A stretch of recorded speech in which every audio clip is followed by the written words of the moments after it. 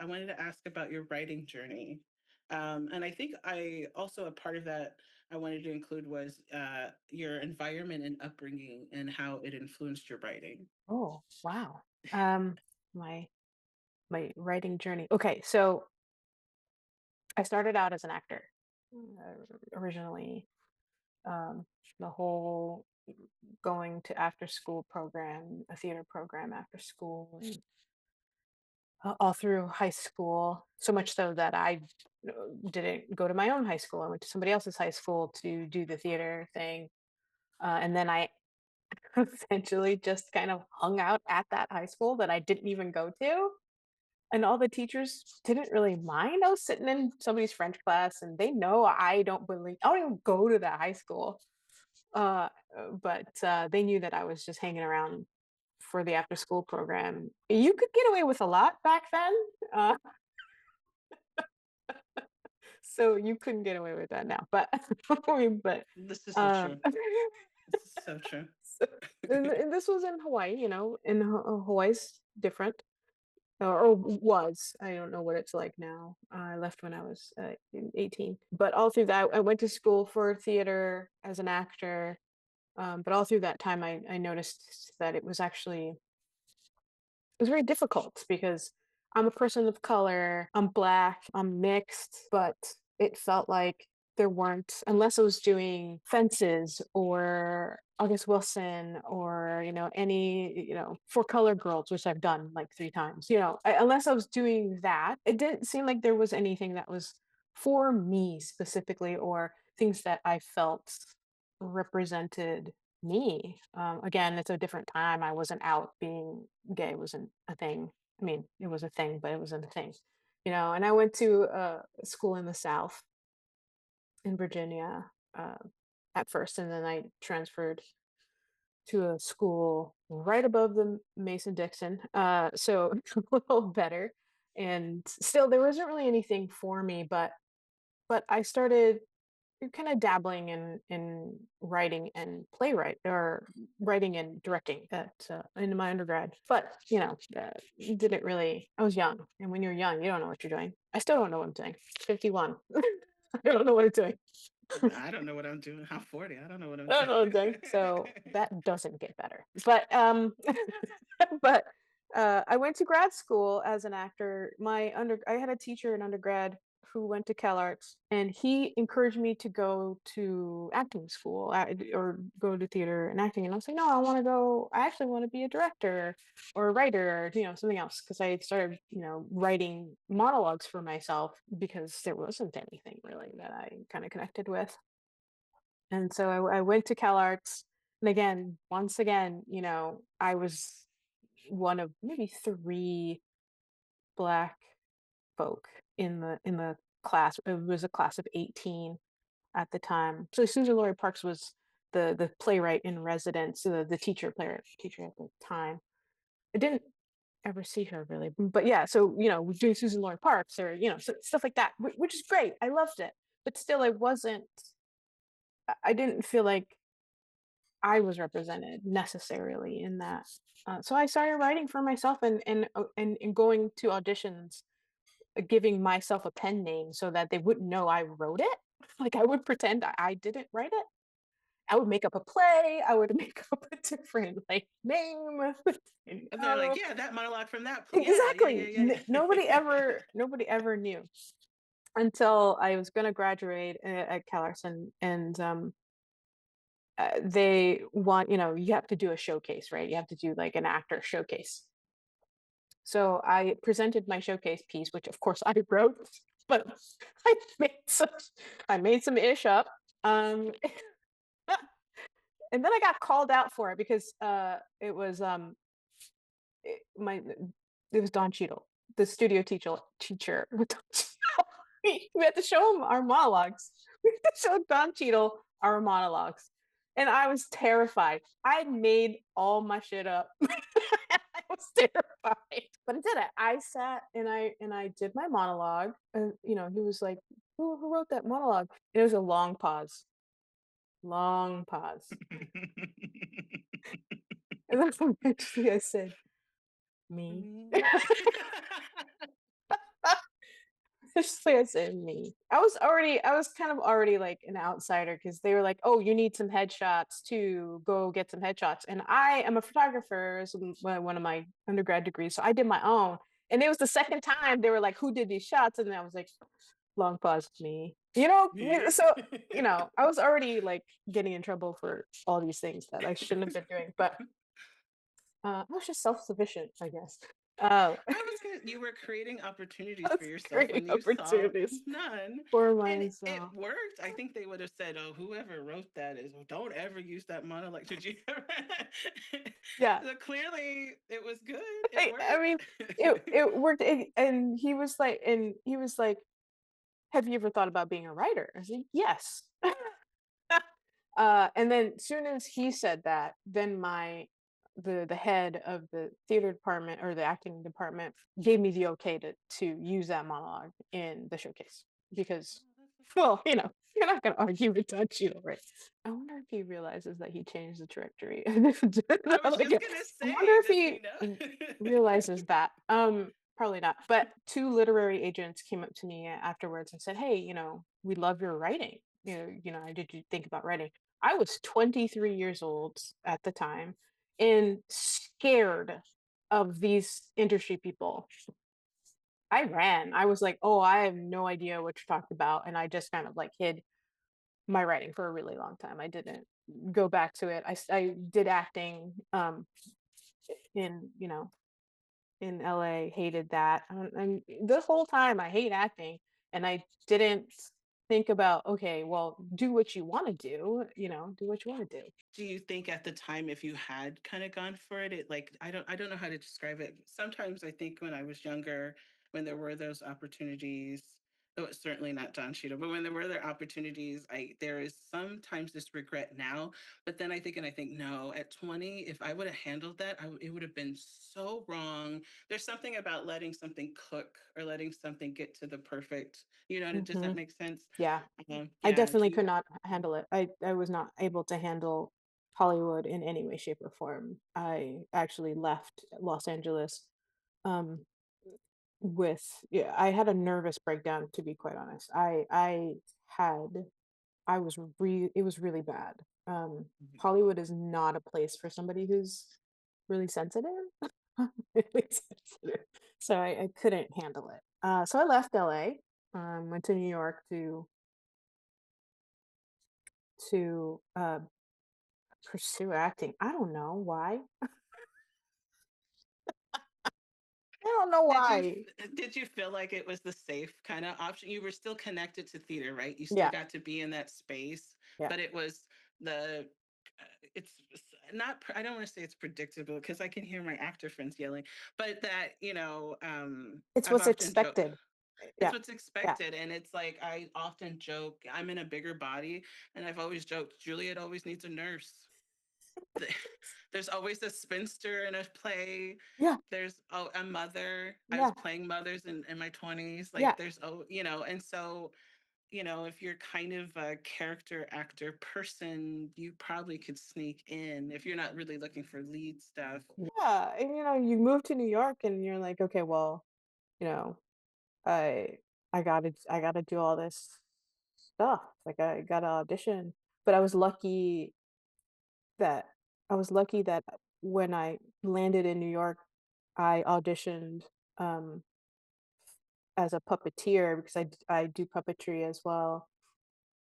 Trained at CalArts as well. And um I got the I got the job and it spit me out of New York quite quickly. I was only in New York probably a few months yeah, yeah, probably a few months when I got spit out into a touring situation, and I then and it's kind of like I think puppetry is like the one thing I would do again if somebody asked me. I mean, it's physically very taxing, but Yeah. puppetry kind of like it's not me, it's it's over here, and I don't have to, and nobody's looking at me, or if they are, they're looking in the wrong place.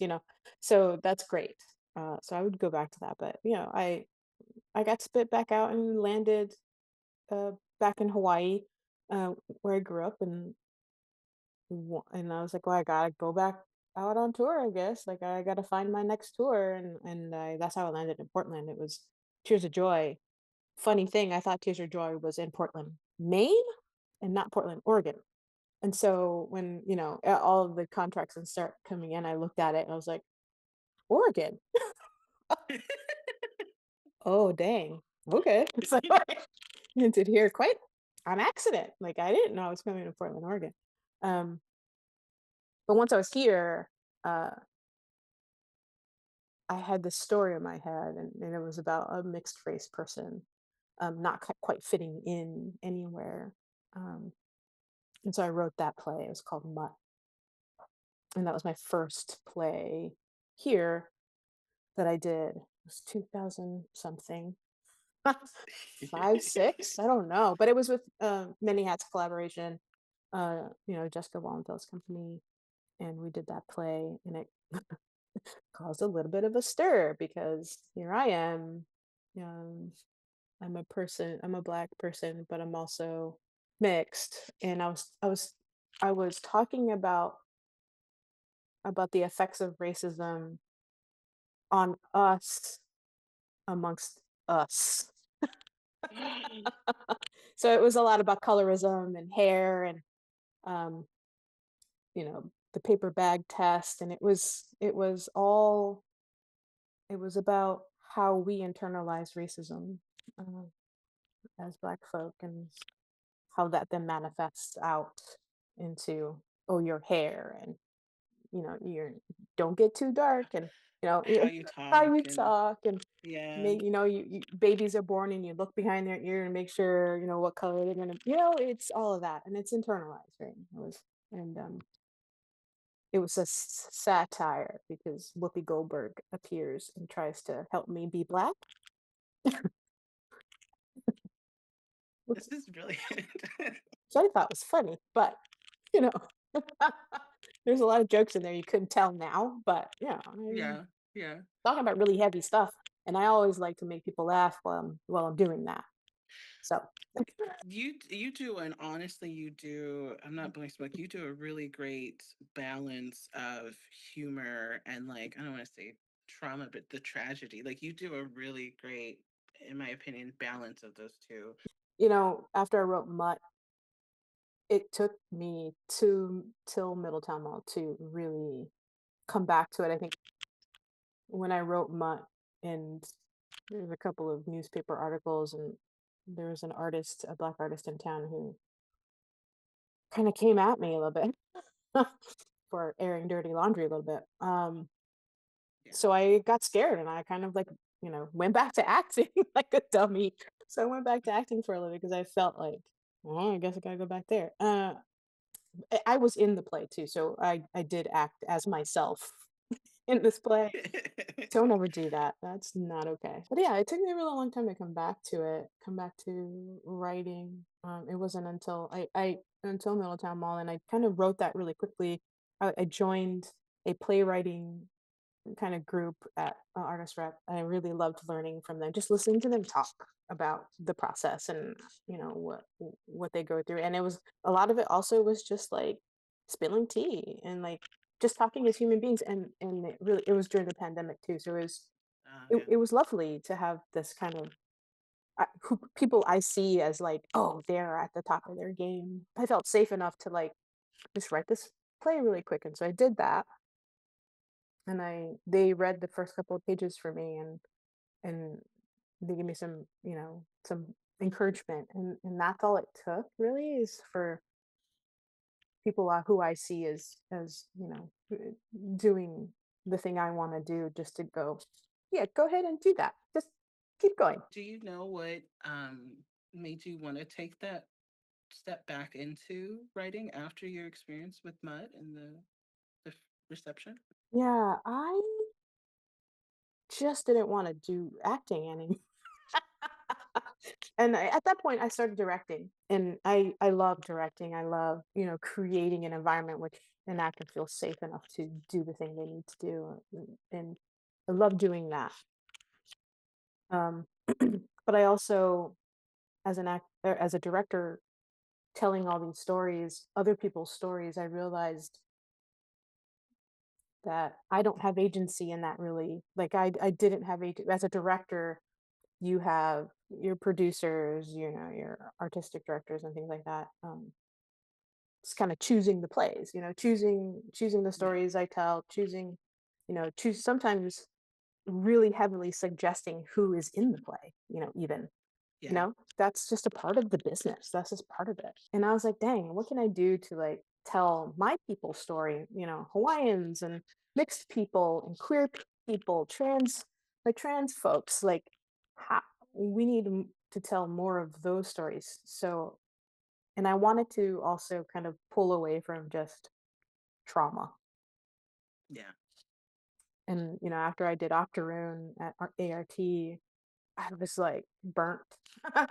And I'm fortunate. Because I am half Asian, I do get to tell those stories too. And I get to be in so many different rooms because of that, because I'm multi-ethnic. Like I can be in so many different rooms and hear those stories, and I wanted to tell them all. So I think Yeah. when it comes to that, like Sunny's is kind of a culmination of all the stories that I could possibly tell in one thing.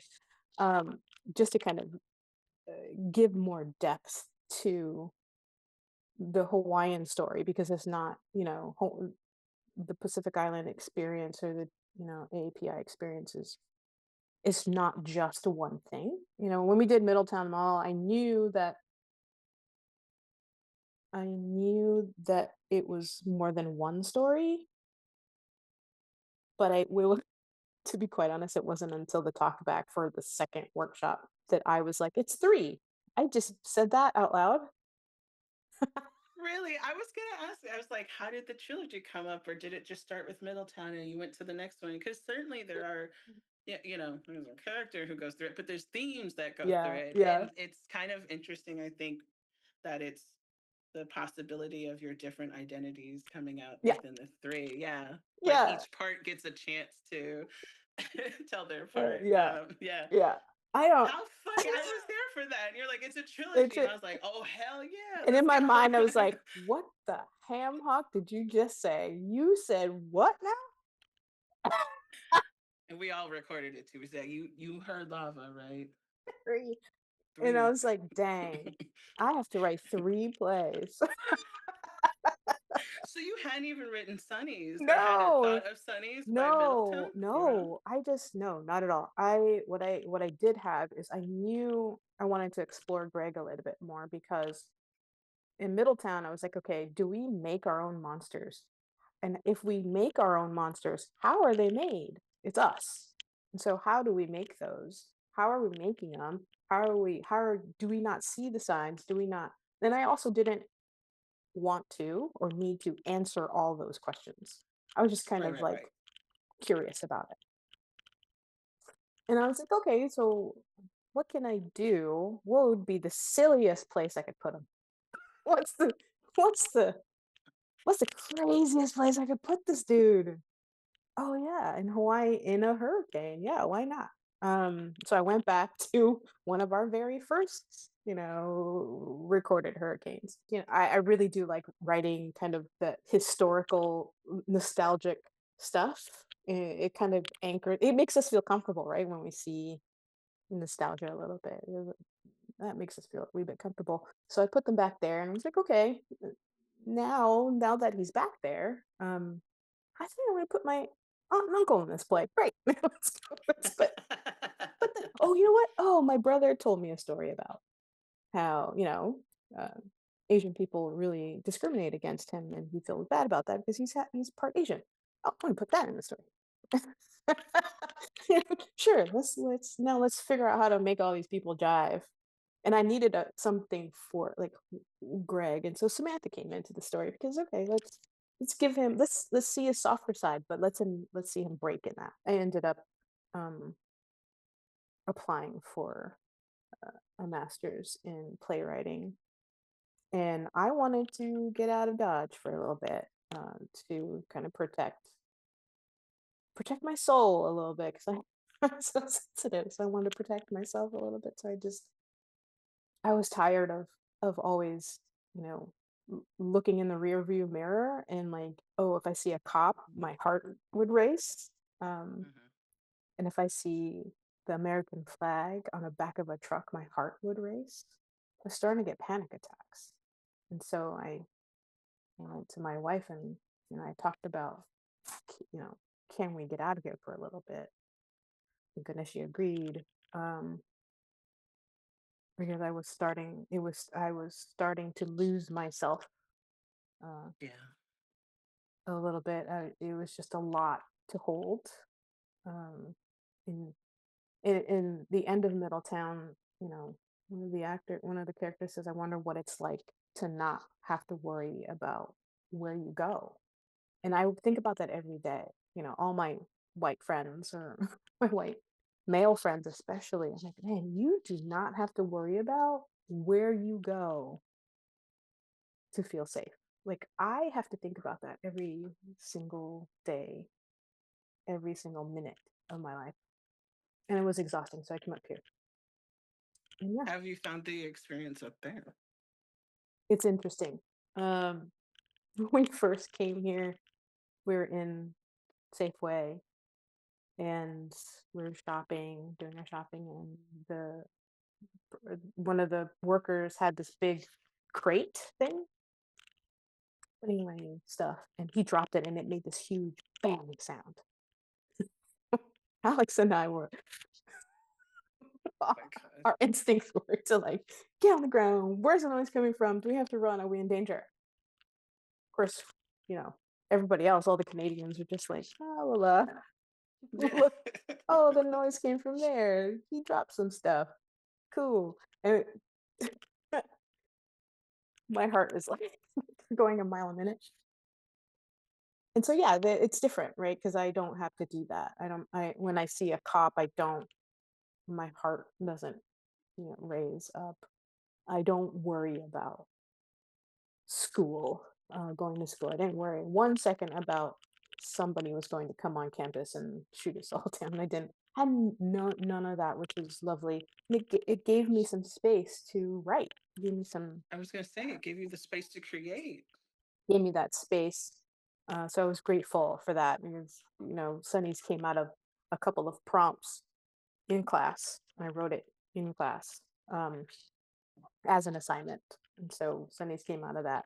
And of course, the next play, TikTok Zoom, was my thesis. So that came out of that. Um, and it's been lovely to not have to worry about those aspects of being an American and living in America. We don't have that here.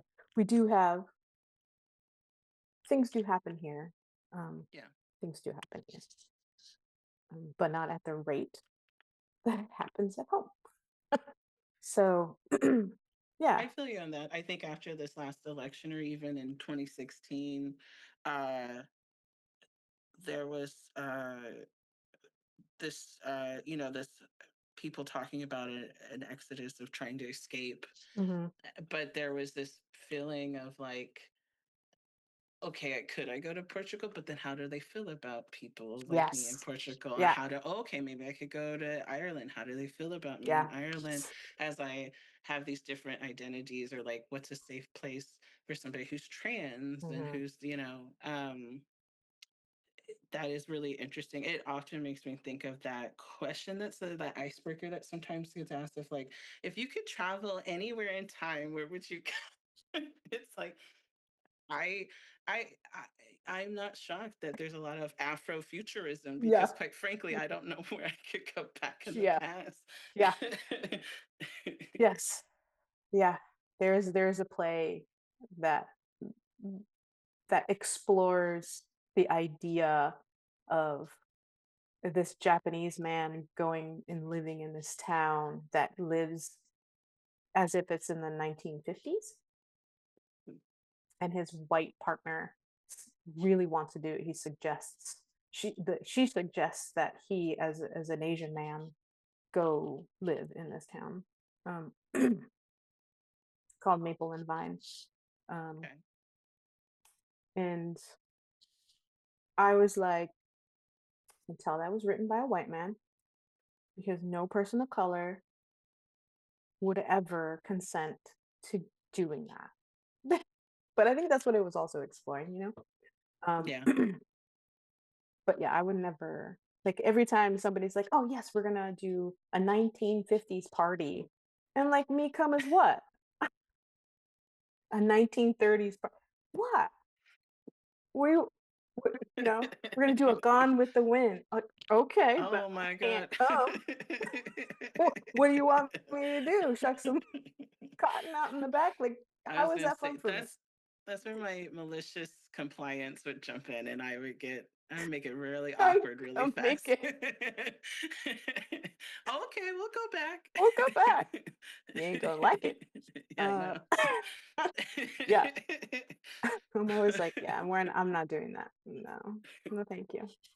I was also going to ask too about if you could share a little bit about what your third one is going to be about, or anything like that. It's okay if it's still if it's something you don't want to Oh no, I share would. about too. Yeah, Yeah, I would yeah. love to. It's okay. So in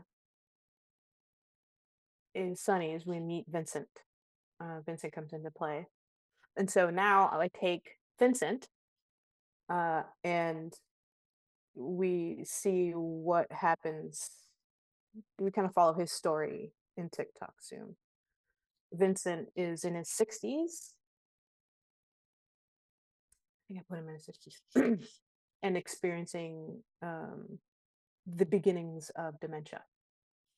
Uh, Um, and we take Ash from Middletown Mall, is Vincent's child. Of course, Ash is trans,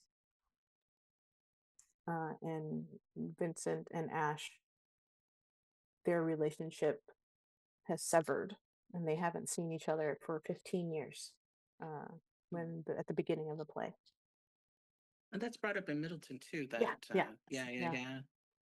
So we take that phone conversation that Ash has on the phone, and we find out a little bit more of that story. And so when we open the play, Vincent wanders into this house of Edwin, Eddie, uh, who owns the house. Um, and Vincent used to live there, so it's Vincent's old house. So he comes back. Um, and so Eddie and Vincent have this interaction, uh, and then another person who lives there now comes in, and it's of course it's the beginning of the pandemic. It's December 24th, 2020. Everybody's working from home mid pando.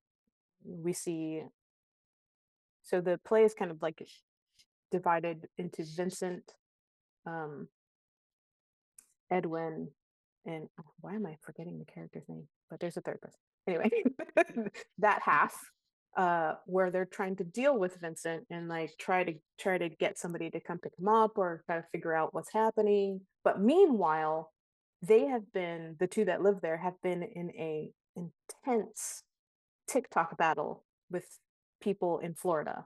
And so they go back and forth. So they do these TikTok dances and they're like having this really huge battle. And then we go to Ash's side, where you see he is a software developer, works from home, and then his buddy comes and visits him on a surprise visit, and we kind of see the friendships from Middletown, kind of see what's happened to them. Where and then uh, his friends like, yeah, have you seen these TikTok people? And that's when the houses The merge. two. Yeah. So Oh, interesting. and then shenanigans ensues because that's what happens. So we get a resolve. We get Vincent and Ash meet each other for the first time in 15 years. Exciting. That's exciting. And then this one, the reading for this is coming up, right? Is August. August? Yeah, yeah, Yeah. yeah. August. Yeah. So Yeah. that's the first. I kind of had a couple of people read it for me, before I turned it in for my thesis. And then this will be the first time I'll be in the room. Like we'll be all in the same room. We did it over Zoom last time, which is hilarious. But yeah, I'm really excited to hear this out loud because I don't know how I did, but Bill Earl Ray is has agreed to like read Vincent. Like, how lucky am I Wow. to have Wow. him like jump on like that? And Ray Davis is going to be Ash. Um, Right, it's great. Yeah. which is amazing. Again, lucky, I got I'm very lucky to have these talented actors just read my words, and it's been amazing. I knew it was white here, but it's quite white. But what I have found as like a trans neurodivergent half black mixed person is that there is a lot of, I'm not saying it's all good, but there is so much wonderful queer trans stuff here, which I Hmm. love. But when I get into the intersection of black and trans or black and queer, that's when it gets, I know there's not less of us, but that's where to me there's some friction of like Yeah. uh trying to find the community, but also how it interacts with the white spaces that are here too. And so it's wonderful, I think, to see, not think, it is actually truly wonderful to see black trans characters on Yeah. on stage, and black trans actors too on stage too, Yes. because again, I know of there's plenty of, not plenty, but there's trans work that I know is out there that I see, but I actually see black people or mixed people occupy that space too, or that identity too on stage is really Hmm. wonderful. So I'm really happy to hear that. Not that if it wasn't in the story, I still wouldn't be excited to see it. But yeah, but Yeah, it's yeah, I like to write from intersectionality because I feel like I would like to kind of put the world that I want to see on stage. yeah, And so, the one side of the house, they are two white characters who who try to take care of Vincent, and then we have you know um, Baxter and Ash on the other side, and Baxter is a cis black man who is emotionally intelligent, and that's really important to me. And that black male friendship that is based in that emotional intelligence and that love, yeah. completely important to me. And then intergenerational, having older people with younger people, and I think it's important. So a lot of my plays have kind of like that range of people in it. They're from 60s to early 20s. Because that's how I grew up. I had an intergenerational household. My grandmother lived with us, so it's important to me to It's do that. interesting too to see how tech plays in that too. Like I don't know how much of that is going to end up in the full production. I imagine it will, but in Sunny's Gifts and Things, you had the TV going on in the background.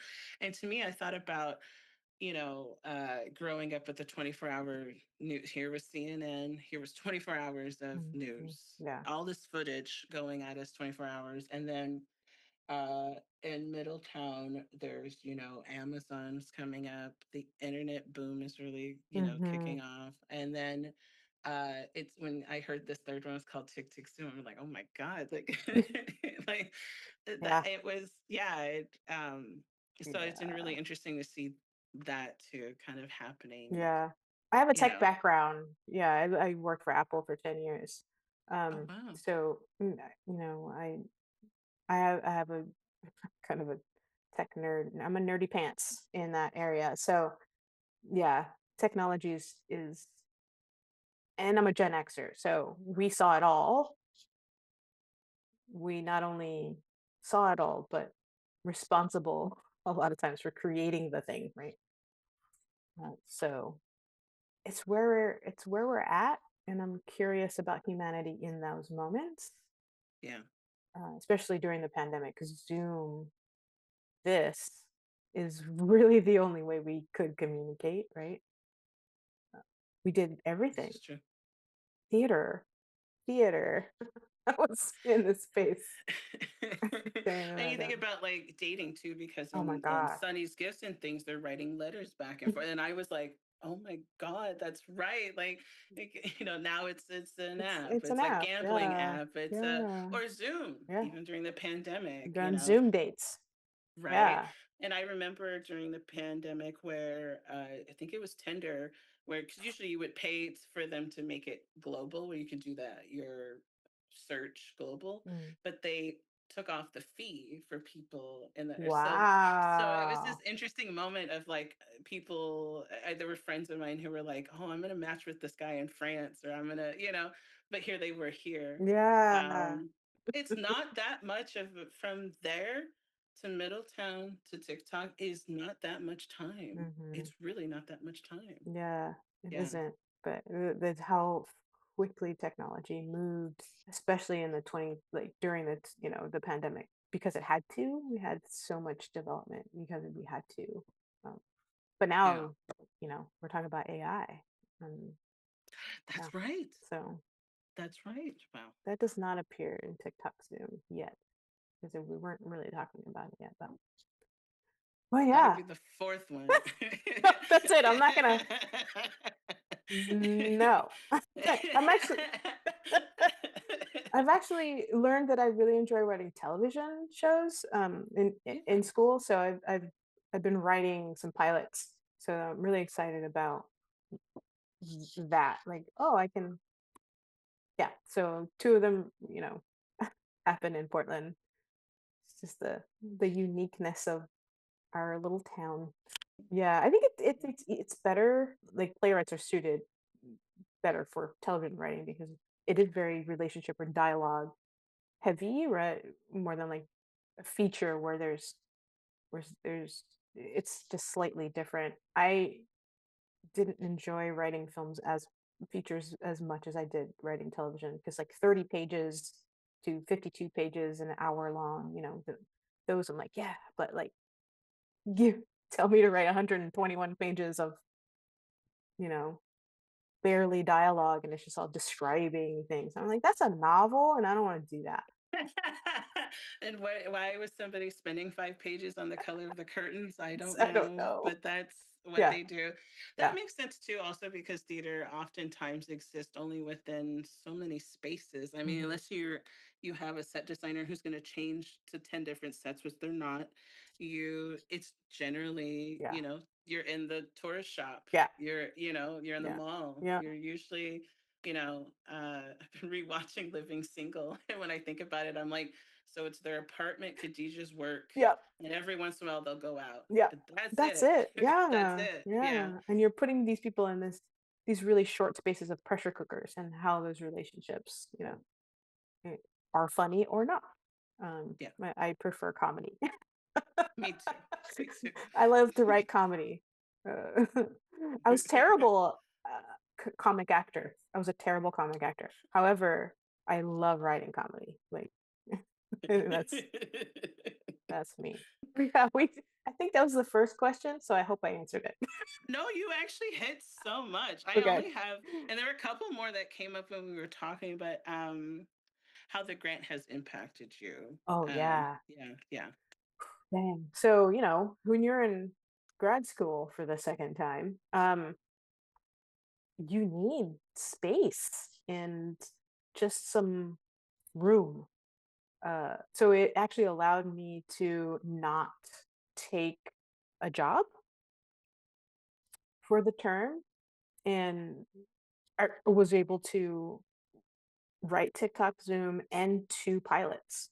It allowed me that room to do that.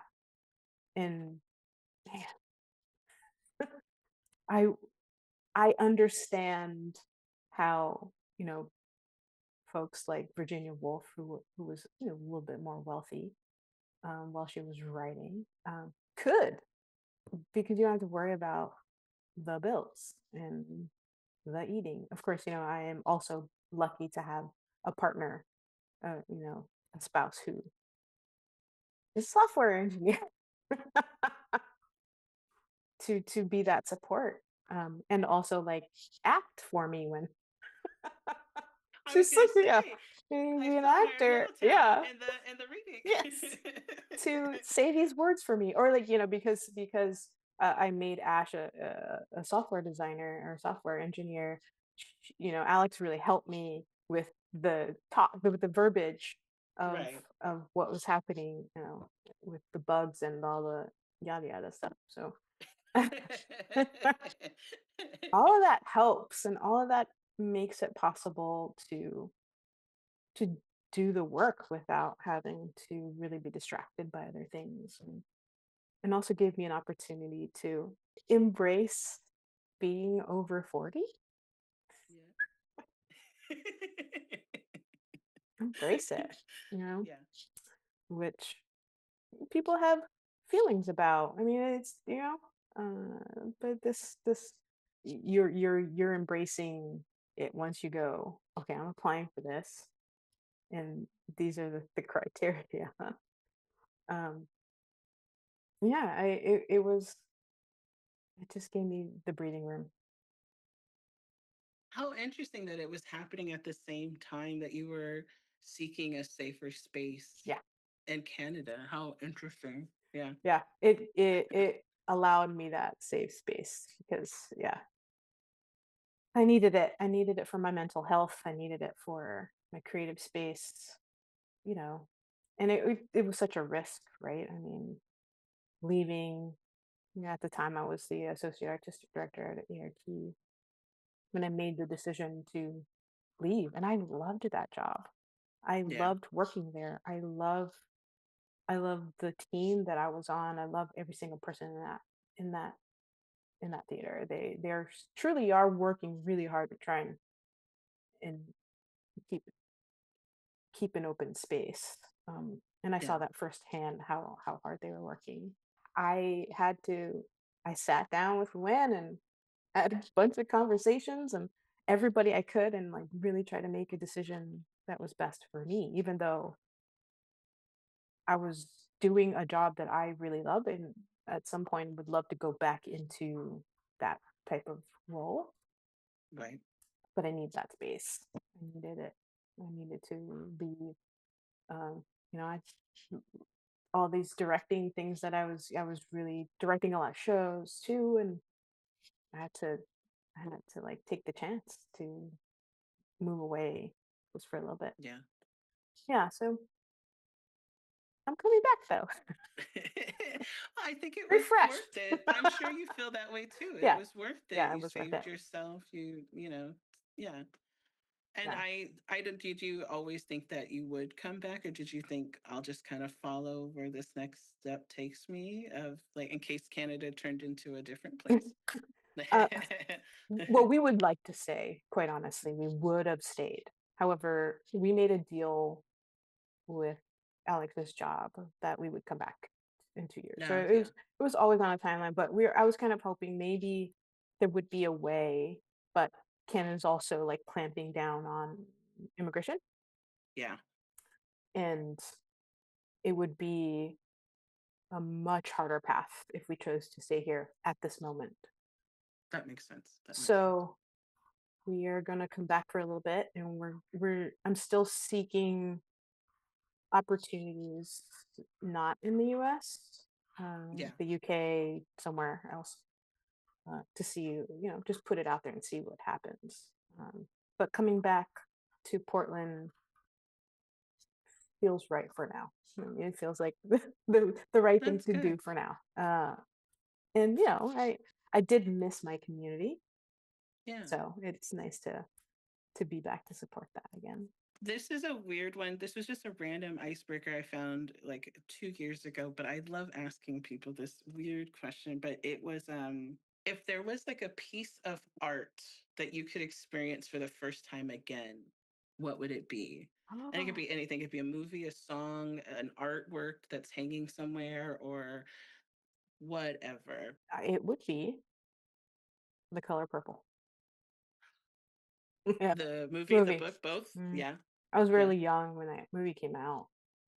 and I would love to experience it as an adult and see how that changes. I mean, I've watched the movie again, but Yeah, you yeah, yeah. don't you watch But it. it's not the Yeah, first it's not the time. first Yeah. time, but that movie did put me on the path to storytelling. Yeah. Um, and wanting to do whatever Whoopi Goldberg did, which is something that that I so relate to this. to it actually and then I saw her one woman show, right? Like the one woman Yes. show after that after and like she, she had such an influence on storytelling and how you use humor for those hard parts, and that's that was my influence. Think the first thing I saw was Jumping Jack Flash because my mom loved that movie. So that was the first time I saw her. And then I saw The Color Purple Yeah, really young. And yeah. then yeah, then I saw her one woman show. But yeah, there was a time where I was obsessed. Like I had her autobiography and I was just like, Mhm. so it's so funny when you said, oh, Whoopi appears in the play, and I'm like, oh my God, I Yeah, love it. that's But why. yeah, but I think also too, like somebody who looked like her, who looks like Mhm. her, Mhm. she was very outspoken and Mhm. very taking up the space. And I don't Yeah, think I've ever seen that. And true. I love that she was one of the three for comic relief too. Mhm. Because here was, here's Robin who's running all over, here's Billy, Mhm. and then here's her. It was really Yeah. nice to see her kind of, I think, considered an equal, Mhm. Yeah, next to and these two. her storytelling techniques and her comedic timing, her vulnerability, all of those things are things that I really admired as a storyteller. And yeah, it was like my first piece of like, wow. Yeah. Also, that movie is, my Yeah, God. it's Yeah. it's still stunning. It's a stunning movie, and it can never be replicated no matter what you do. Well, I lied. I had two more, but it was just a random one I had where I was wondering what your favorite puppet was that you had created. Oh gosh, it oh he doesn't exist anymore, but um, it was a and the when I auditioned for Sesame Street once, which is my like I would probably give my left arm to be a puppeteer on that show. Is that the wait? Is that the arm to? I'm ambidextrous, so it doesn't. Oh, okay, Yeah, there you I could do either. Um, go. but it was so I made a puppet for that audition, that specific audition, and it was made. I can't make puppets. I cannot make puppets. I'm not a puppet builder. I can only manipulate them. That is really interesting though, because I feel like a lot of puppeteers do create. Yes, they do. Yeah, yeah, yeah. So when you said that, I thought, oh, I want to ask I about which don't, one you created. But but I interesting. did create one. His name was Luigi, and he was an Italian um, gondolier. Had the like stripy shirt and the hat. The little. Yeah, and that's what I used to audition for Sesame Street. And dude was falling apart, had holes all over the place because I couldn't sew then, like his arms are kind of like like it was just a kind of a hot mess. But it was that audition that got me a different job on the tour. But yeah, it was a hot mess because I know how to I'm learning how to sew now, but then his mouth was probably just cardboard and some felt, and it was a hot mess. Yeah. And then, do you remember too, like one of your nom de plumes? Do you remember your one of your? No, I graduated that was 25 years ago. Dang. No, but you know what I do remember is sometimes I would make the person sound white, and sometimes it would be like, would I imagine a black name would be? Depending on who the person was, if it was a white person or a black person who was in front of me. Yeah, but I was always make the play name up right on spot. Yeah, I lived on the edge. I'm I gonna had tag Don Cheadle too. I'm gonna a tag him. good touch. I honestly, I would be surprised if he even remembers that he came. to because he wasn't like he was supposed to be our studio teacher more than the one time, but he was he's Don Cheadle. He's not going to be Right. available a whole lot, but I think he came to our studio class a few times um, over the course of my last year. You know, we're getting ready for our our show. And he managed to come a couple of times. He's a cool cat. But yeah, yeah, I don't. I honestly would be very shocked if he even remembers that he did that. But yeah, he changed the he kind of like was the first like click. Oh, maybe I can do. Yeah.